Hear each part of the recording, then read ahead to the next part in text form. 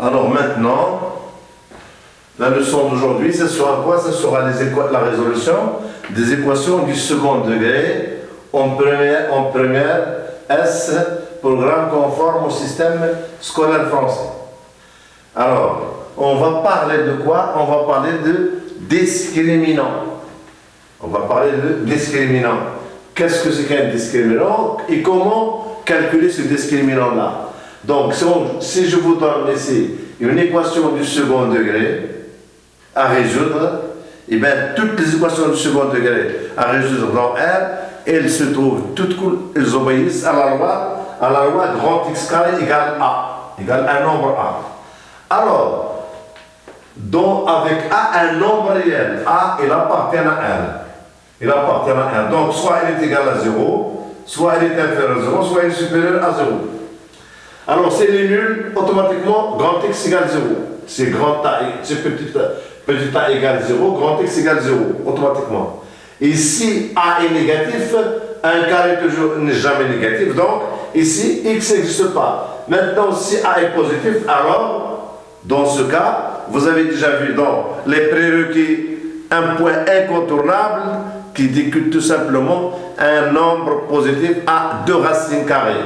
Donc ici j'aurai toujours x carré égale racine de a au carré, et bien x égale plus ou moins racine de a. Donc les solutions de l'équation, ils forment un ensemble qui contient racine de a et qui contient moins racine de a. Souvenez-vous toujours de l'équation x au carré égale 2. Cette équation n'a pas de solution dans l'ensemble Q, mais il en a deux dans l'ensemble R. Donc si vous voulez, l'ensemble de solutions, ce sera quoi? Ça sera l'ensemble qui contient racine de 2 et qui contient moins racine de 2. De même, si je vous donne par exemple x au carré égale 1 demi. 1 demi c'est un nombre positif, il a deux racines carrées. Donc j'aurai ici, si vous voulez, x au carré égale racine de 1 demi de taux au carré. Et donc vous aurez comme ici, x sera égal à quoi? X sera égal à racine de 1 demi, ou bien x égale moins racine de 1 demi. Donc les solutions de cette équation-là sont racine de 1 demi et moins racine de 1 demi. Alors maintenant, revenons à nos moutons. Ce qu'on appelle le discriminant. D'où vient ce discriminant-là? Et bien ce discriminant, elle était là dans la forme, on l'a déjà vu, dans la forme privilégiée de la fonction trinôme. Nous avons vu que toute fonction trinôme peut s'écrire sous la forme canonique, si vous voulez.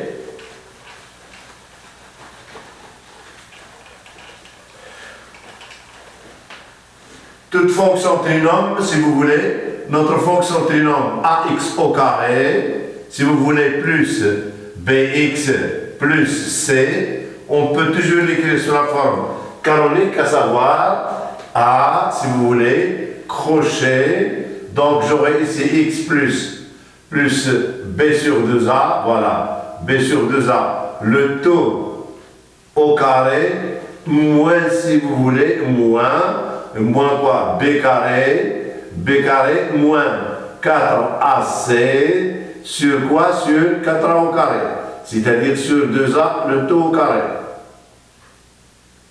Voilà la forme canonique. Alors, dans cette forme canonique-là, nous avons un nouveau venu qui est quoi? Eh bien, ce nouveau venu, il sera quoi? Il sera ce qu'on appelle un discriminant. Delta, il sera quoi? Il sera tout simplement le nombre que vous venez de voir ici. Vous voyez, le voici. Donc, c'est quoi ce nombre delta? Eh bien, il s'appelle b carré moins 4ac. Donc, il est égal à quoi? Il est égal à b carré moins 4ac. Donc, si vous voulez, l'équation ax carré plus bx plus c égale 0, avec ici, si vous voulez, a est différente de 0, alors a est différente de 0, donc nous aurons directement quoi? Nous aurons x plus b sur 2a, le taux, si vous voulez, au carré, égale quoi? Égale tout simplement, égale b au carré, moins 4ac, sur quoi? Sur, si vous voulez, sur 2A, le taux au carré. Voilà. Donc, si vous voulez, nous sommes revenus à quoi? À l'équation grand X carré égale alpha, avec alpha un nombre réel. Donc, on va discuter suivant le signe de alpha. Alpha positif, alpha négatif, alpha nul. Alors, la même technique. Regardez bien qu'est-ce que vous avez au deuxième membre. Eh bien, vous avez déjà, si vous voulez, égal quoi ici? Égal quoi? Égal delta, égal, si vous voulez, égal delta sur quoi? Sur 2A, le taux au carré. Et bien, tout simplement, tout dépend de quoi? Tout dépend de ce discriminant-là. S'il est positif, l'équation possède deux solutions distinctes. S'il est égal à 0, l'équation n'a pas de racine, pardon, s'il est égal à 0, x égale moins b sur 2a, et s'il est négatif ici, un carré n'est jamais négatif, donc l'équation n'a pas de solution. C'est là où on va discuter maintenant. Alors, premier cas, si vous voulez, premier cas, delta égale 0. Alors, delta égale 0 me donne directement x plus b sur 2a au carré égale 0. Donc, j'obtiens directement x égale quoi? Égale moins b sur 2a. Donc, la première racine égale x1 égale à moins b sur 2a égale encore x2. Donc, nous disons que l'équation ax carré plus bx plus c égale 0 admet deux solutions confondues. Alors ici, deux solutions confondues.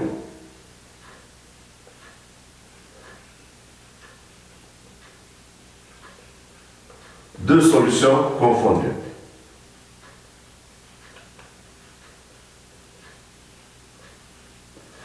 Maintenant, le deuxième cas, c'est le cas où quoi? Deuxième cas, delta est inférieur à 0.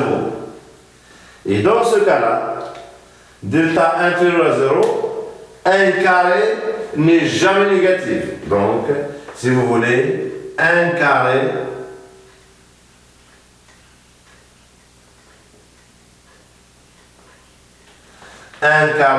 n'est jamais négatif.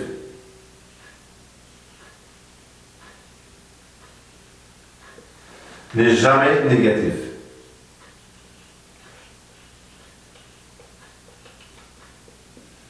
Donc, l'équation. Donc, l'équation.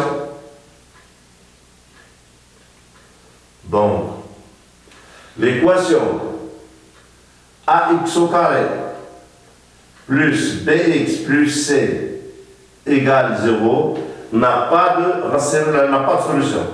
N'a pas de solution.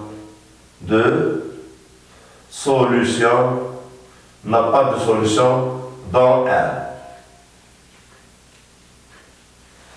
Et puis le dernier cas maintenant, le dernier cas, c'est le cas où delta est supérieur ici. Deuxième cas, alors ici, troisième cas, c'est le cas où delta il est supérieur strictement à 0. Dans ce cas-là, si vous voulez, ce nombre-là est positif, donc il a deux racines carrées. Donc, on va obtenir quoi? On va obtenir x, si vous voulez, x plus b sur 2a, le taux au carré, il sera égal. D'après le prérequis sur la racine carrée, nous aurons quoi ici, si vous voulez? Nous aurons racine de delta parce que delta c'est un nombre qui est positif et c'est sur quoi? Sur 2a, voilà, le taux au carré. Donc nous aurons quoi? Nous aurons x plus b sur 2a, alors x plus B sur 2A égale quoi? Égale racine de delta sur 2A, ou bien, si vous voulez, ou bien, x plus b sur 2a, il est égal à quoi? Il est égal à moins racine de delta sur quoi? Sur 2a. Donc nous aurons, si vous voulez,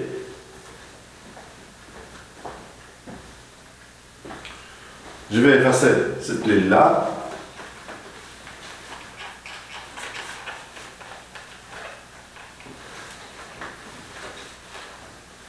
Donc, nous aurons quoi? Nous aurons x1, la première solution, ça sera quoi? Ça sera, en transposant b sur 2a, donc on va obtenir quoi? Égale moins b plus racine de delta sur quoi? Sur 2a. Voilà la première solution. Et puis la deuxième solution, x2, de l'autre côté, il est égal à moins b moins racine de delta sur quoi? Sur 2a. Et c'est fini, voilà. Et bien l'ensemble des solutions dans R, et bien égale à quoi? À l'ensemble qui contient x1, x2. Et voilà, la résolution est terminée.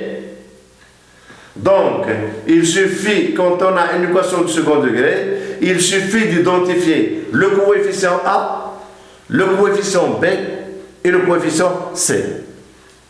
Donc, en revenant à l'équation que j'ai donnée il y a un instant, x au carré plus x plus 1 égale 0, et bien, le coefficient A, c'est tout simplement 1. Le coefficient B ici, c'est encore 1.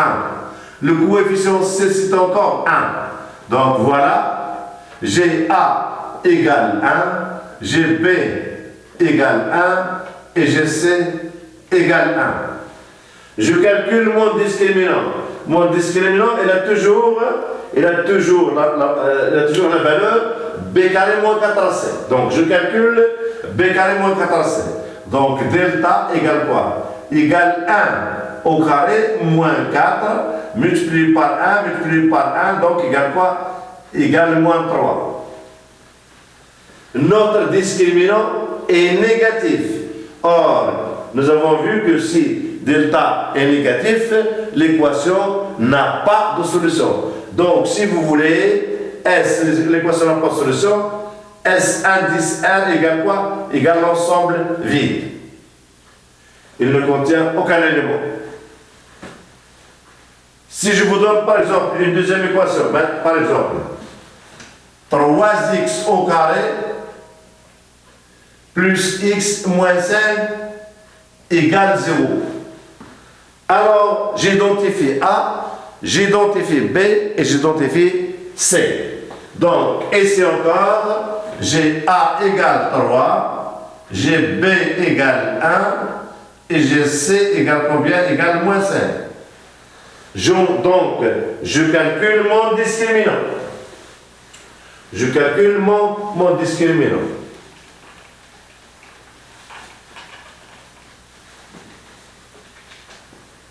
Alors, delta égale B carré, c'est-à-dire 1 au carré, moins 4 multiplié par AC. Donc, multiplié par moins 5, multiplié par 3, égale. Donc, ça va devenir combien? Donc, j'aurai 1 au carré 1, alors 20, 60, donc plus 60. Donc, égale 61. Et voilà, le discriminant, notre discriminant est positif. Puisqu'il est positif, l'équation possède deux solutions. Donc, la première solution, ce sera x1 égale moins b. Voilà le b, b est égal à 1, donc égale moins b, c'est-à-dire moins 1, plus racine de 61, le tout sur quoi? Sur 2a. A égale 3, donc sur 6. Voilà la première racine. La deuxième racine, x2, il est égal à moins 1 moins racine de 61 sur quoi? Sur 6. Donc, notre équation admet deux solutions distinctes. Donc, si vous voulez, S indice R, il est égal à quoi? Il est égal à l'ensemble qui contient moins 1 plus racine de 61 sur 6. Et j'ai encore moins 1 moins racine de 61 sur combien? Sur 6. Et voilà, j'ai terminé. Donc, je m'explique, quand on a affaire à une équation du second degré, il faut identifier les trois coefficients, A, B, C, dans cet ordre-là. Il faut l'identifier. A, B, C. Et je calcule mon discriminant. Delta égale B carré moins 4AC. Une fois ce nombre-là est calculé, eh bien, il a trois éventualités, pas plus. Soit qu'elle est nulle, soit positive, soit qu'elle est négative. Si elle est négative, l'équation n'a pas de solution dans R. Point. S'il est égal à 0, eh bien l'équation aura deux solutions distinctes, à savoir x1 égale x2 égale moins b sur 2a. Voilà. Vous avez la valeur de b et vous avez la valeur de a. Donc c'est fini. Et puis c'est les positifs de racine distincte.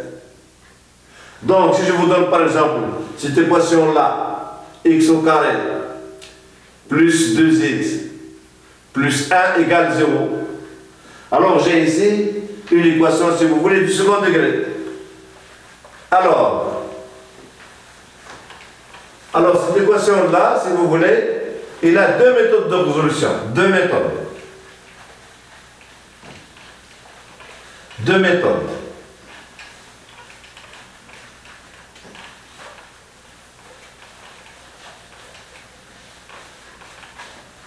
Deux méthodes de résolution. Soit quand on remarque que c'est une identité remarquable,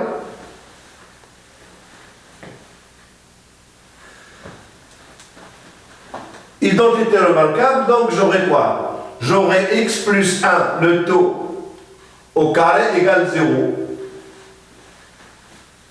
Un produit de facteur est nul, c'est seulement si l'un moins de ces facteurs est nul. Donc, si vous voulez, vous aurez x1 égale quoi? Égale x2 parce que vous avez l'équation de second degré. Égale moins b, voilà le nombre b. Égale moins b, c'est-à-dire moins 2 sur quoi? Sur a, sur 2a, donc sur 2 encore. Qui est égal à moins 1. Donc l'équation admet deux solutions identiques. Donc S indice L, elle est égale à l'ensemble qui contient moins 1.